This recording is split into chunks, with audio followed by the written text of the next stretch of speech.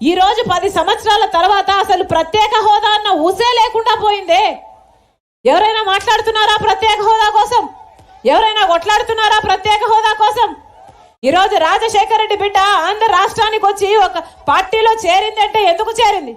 ఎందుకంటే 10 సంవత్సరాలు అయింది, 2 పార్టీలు ఉన్నాయి, ఏ ఒక్కరూ ప్రత్యేక హోదా కోసం కొట్లాడటం లేదు, అసలు ఊసే లేకుండా చేశారు. ఇలాగైతే మన ప్రత్యేక హోదా ఎప్పటికీ రాదు, మన బిడ్డలు ఎప్పటికీ బాగుపడరు అని రాజశేఖర రెడ్డి బిడ్డ ఒక గొంతు కావడానికి, కొట్లాడడానికి ఈరోజు కాంగ్రెస్ పార్టీలో చేరింది రాజశేఖర రెడ్డి బిడ్డ.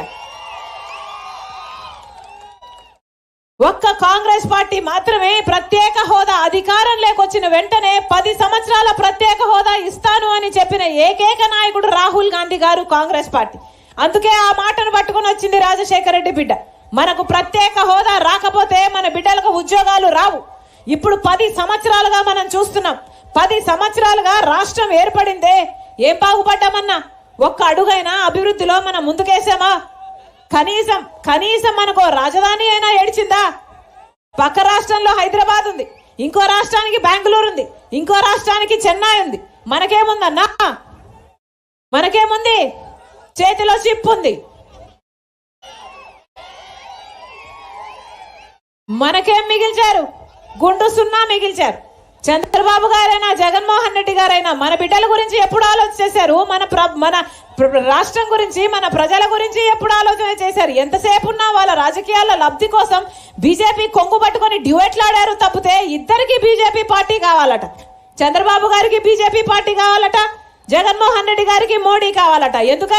ఎందుకంటే వాళ్ళు కేంద్రంలో అధికారంలో ఉన్నారు కాబట్టి. ఇక్కడ ఒక ట్రయాంగిల్ లవ్ స్టోరీ నడుస్తుంది మన రాష్ట్రంలో. ఇద్దరికి బీజేపీ పార్టీ కావాలట. ప్రజలు మాత్రం గాలి కుదిరేశారు. ప్రజలు ఎవరికి వద్దంట. వాళ్ళకి కావాల్సింది రాజకీయాలు, వాళ్ళకి కావాల్సిన అధికారం మాత్రమే. అందుకే చెప్తున్నాం, ఈసారి ఓటేసేటప్పుడు ఒక్కసారి ఆలోచన చేసి ఓటు వేయండి. మన బిడ్డల భవిష్యత్ ఏమిటి, మనకు ప్రత్యేక హోదా రాకపోతే ఏమి జరుగుతుంది అని ఆలోచన చేయండి. అన్నా, ఈరోజు మన బిడ్డలకు ఉద్యోగాలు లేక వలసలు పోతున్నారు. లేకపోతే 10,000కు 8,000 రూపాయలకు చిన్న ఉద్యోగాలు చేసుకునే పరిస్థితిలో ఉంది యువత. ఆఖరికి మన రాష్ట్రం ఎలా తయారవుతుంది అంటే, పరిశ్రమలు లేక, ఉద్యోగాలు లేక మన బిడ్డలంతా వలసపోయి ఆంధ్ర రాష్ట్రంలో అసలు యువతే లేని రాష్ట్రంగా తయారైతుంది ఆంధ్ర రాష్ట్రం. ఇదేనా మనకు కావాల్సింది? ఒక్కసారి ఆలోచన చేయండి. 5 సంవత్సరాలు జగన్మోహన్ రెడ్డి గారిని ముఖ్యమంత్రిని చేస్తే ఒక బిడ్డలకైతేనేమి, రైతులకైతేనేమి ఏం చేశారన్నా? రాజశేఖర రెడ్డి గారి రైతులను ఎక్కడ పెట్టుకున్నాడు? నెత్తిన పెట్టుకోలేదా రాజశేఖర రెడ్డి గారు? రుణమాఫీ చేయలేదా రాజశేఖర రెడ్డి గారు? ఏది కావాలంటే అది ఇచ్చి ఆదుకోలేదా రాజశేఖర రెడ్డి గారు? ఆ రోజు డ్రిప్పుల మీద సబ్సిడీ ఉండే, యంత్రాల మీద సబ్సిడీ ఉండే, ఎరువుల మీద, విత్తనాల మీద సబ్సిడీ ఉండే, మద్దతు ధర ఉండే, పెట్టుబడి ధరను తగ్గించాడు. ఎంతగా చూసుకున్నాడు రాజశేఖర రెడ్డి బిడ్డ. ఆ రోజు వ్యవసాయం పండుగ అయిందంటే ఎందుకయింది? ఎందుకంటే రాజశేఖర రెడ్డి గారు రైతును నెత్తిన పెట్టుకున్నాడు కాబట్టి. మరి ఇప్పుడు ఎలా ఉంది వ్యవసాయం? వ్యవసాయం దండగా చేశారు. మద్దతు ధర ఉందా అన్న? రైతు పంట పండిస్తే కనీసం డ్రిప్ వేసుకుంటే డ్రిప్ మీద సబ్సిడీ ఇస్తున్నారా? కనీసం పంట నష్టపోతే పంట నష్టపరిహారం ఉందా? ఏం చెప్పాడు ఇదే జగన్మోహన్ రెడ్డి గారు 5 సంవత్సరాల క్రితం? ఇట్లాగే మైకు పట్టుకొని మాకు ఓట్లేయండి, 3,000 కోట్లతో ఒక ధర స్థిరీకరణ నిధి ఏర్పాటు చేస్తాము, ప్రతి సంవత్సరము 3,000 కోట్లు పక్కన పెడతాము, రైతన్న వాడు నష్టానికి అమ్ముకునే అవసరం లేకుండా మద్దతు ధర కల్పిస్తాము అన్నాడు జగన్మోహన్ రెడ్డి గారు. ఈ 5 సంవత్సరాలలో ఒక్క సంవత్సరం అయినా 3,000 కోట్లు పక్కన పెట్టాడా రైతుల కోసం? ఇలాగే మైకు పట్టుకొని చెప్పాడు 4,000 కోట్లు పంట నష్టపోతే పంట నష్టపరిహారానికని నేను పక్కన పెడతాను అన్నాడే. 4 సంవత్సరాలలో ఒక్కసారైనా 4,000 కోట్లు పక్కన పెట్టాడా జగన్మోహన్ రెడ్డి గారు? పంట నష్టపోతే ఇదిగో అన్నా పంట నష్టపోయారా అని ఎప్పుడైనా ఇచ్చాడా జగన్మోహన్ రెడ్డి గారు? మరి వీళ్ళ రాజశేఖర రెడ్డి గారి ఆశయాలను నిలబెట్టేది? వీళ్ళు కాదు రాజశేఖర రెడ్డి గారి ఆశయాలను నిలబెట్టేది. రాజశేఖర రెడ్డి గారు ఇలాంటి బిడ్డలను, యువతను గుండెలో పెట్టుకున్నాడన్నా.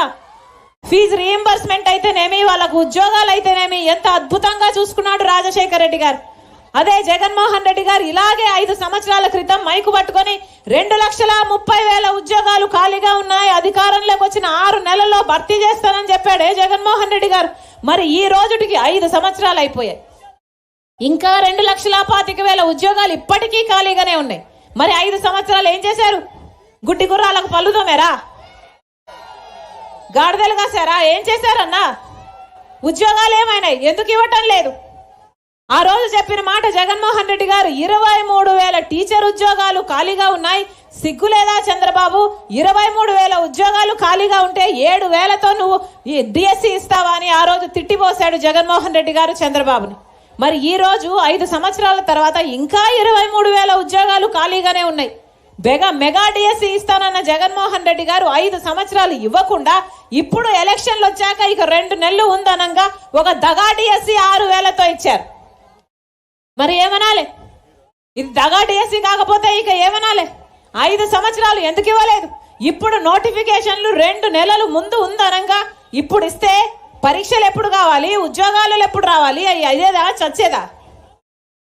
5 సంవత్సరాలు అయిపోయింది, ఎందుకు ఇవ్వలేదు? ఏం చేశారు ఈ 5 సంవత్సరాలు? కనీసం కుంభకర్ణుడైనా 6 నెలలు నిద్రపోతారు, 6 నెలలు పనిచేస్తాడే. మరి జగన్మోహన్ రెడ్డి గారు ఏం చేశారు? 5 సంవత్సరాలు పడుకున్నారు. ఇప్పుడు ఎలక్షన్లు వచ్చాయి కాబట్టి, మీరు ఓట్లేసే యంత్రాలు కాబట్టి ఇప్పుడు సిద్ధమని ఇప్పుడు బయలుదేరారు జగన్మోహన్ రెడ్డి గారు. దేనికి సిద్ధం అన్నా? దేనికి సిద్ధం? మళ్ళీ 8 లక్షల కోట్ల అప్పు చేయడానికి సిద్ధమా? మళ్ళీ బీజేపీ పార్టీతో అక్రమ పొత్తు పెట్టుకోవడానికి సిద్ధమా?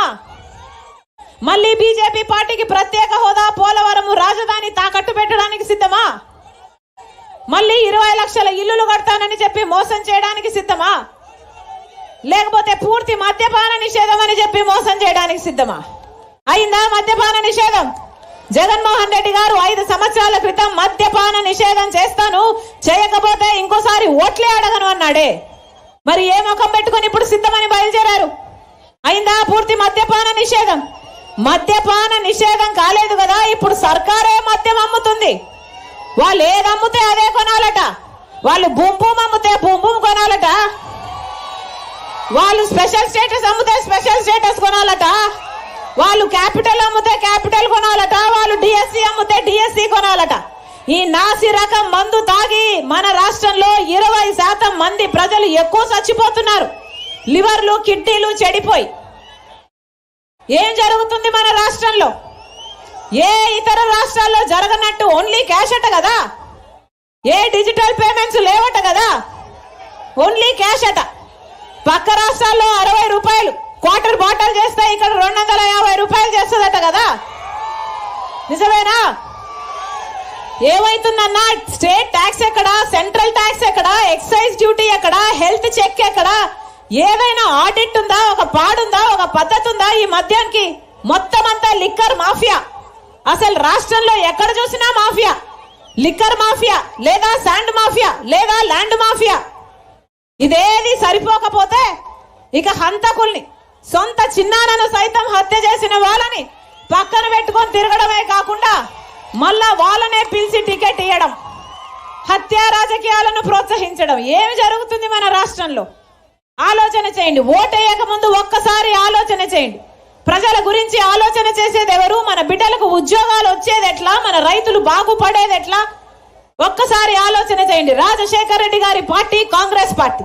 రాజశేఖర రెడ్డి గారు కాంగ్రెస్ పార్టీ ముఖ్యమంత్రిగా ఎంత అద్భుతంగా పరిపాలన చేశాడు. ఒకటి చెప్తున్నానన్నా, జాతీయ పార్టీ కాంగ్రెస్ పార్టీ మనకు పునాదులు, మన భవిష్యత్తుకు పునాదులు. అసలు మన స్వాతంత్రం దగ్గర నుంచి మన దేశానికి పునాదులు వేసిన పార్టీ.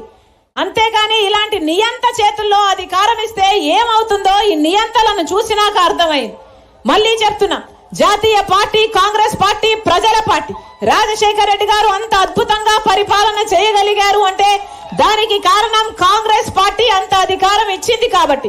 ఆ రోజు రుణమాఫీ చేశాడు, ఉపాధి హామీ అయితేనేమి, ఇలాంటి ఎన్ని చేశాడు రాజశేఖర రెడ్డి గారు. ఫీజు రీయింబర్స్మెంట్ అయితేనేమి, ఆరోగ్యశ్రీ అయితేనేమి, ఇవన్నీ రాజశేఖర రెడ్డి గారు అద్భుతంగా చేసి చూపారు కదా. మళ్ళీ అలాంటి నాయకత్వం రావాలి, మళ్ళీ అలాంటి పరిపాలన కావాలి. రాజశేఖర రెడ్డి బిడ్డ మాటిస్తుంది, మీరు కాంగ్రెస్ పార్టీని ఆశీర్వదించండి, మళ్ళీ ఆ రాజశేఖర రెడ్డి గారి సంక్షేమ పాలన మీ చేతుల్లో పెడుతుంది రాజశేఖర రెడ్డి బిడ్డ.